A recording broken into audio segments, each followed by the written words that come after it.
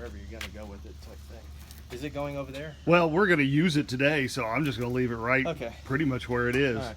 Brakes are in the front. Uh-huh. Once you lock them down, it locks in place. He's grabbing your shelves and whatnot. Okay. But what you'll do, there's 3 ways to open up the cap. One is completely off. Uh-huh.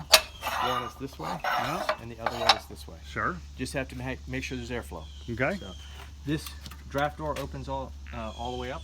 Each time you'll empty this basket out, the first time really won't matter because there's no charcoal in it.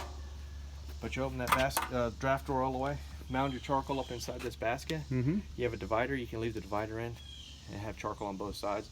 If you're going to cook on one side only, then obviously you just have charcoal on one side. Okay. But most people leave the divider in.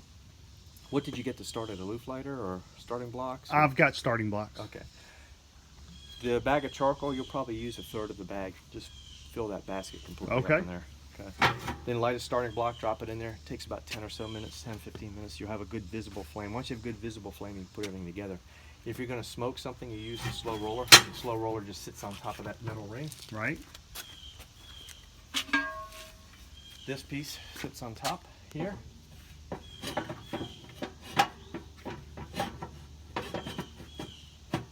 You don't want to exceed 500 degrees with this. It's actually written right there for you.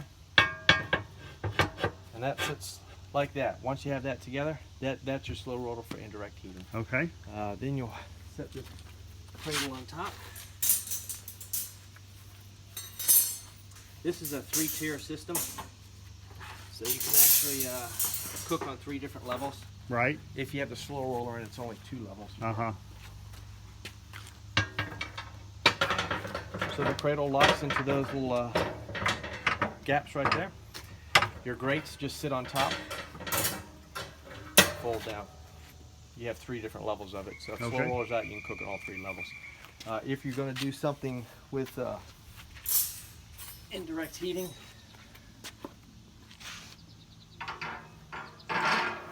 you can put that shelf on.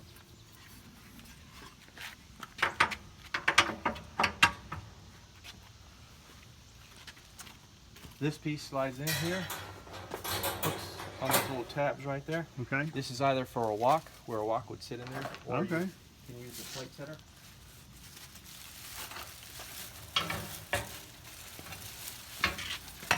And these pieces just sit on top of that. Okay. And that's for if you're doing indirect heating without the slow roller. Correct. Okay. And they're cut in half, so you can actually do half.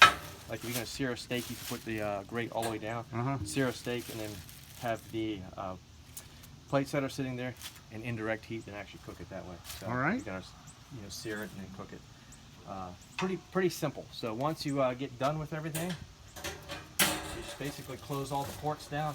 It snuffs the charcoal out. So once you close it down, you just close that and close that. When you're done cooking, it snuffs the charcoal out. Whatever's left in there, you can relight and use again the next time. All right. The general rule is the first little click here and about 1 inch down here is somewhere between 250 and 350 depending. Right. So if you have airflow, any airflow at all, it'll hold a temperature. Okay. A little tiny crack here and a little tiny crack there will actually still have that airflow going. It's pretty, once you get it set at 225, you're going to smoke something. Believe it or not, you can open and close it, check on your meat, probe it or whatever you're going to do to it, and it'll maintain that 225 temperature. Okay. So pretty simple to use. It's self-cleaning. Just run it up 500 degrees. It'll burn everything off on the inside. If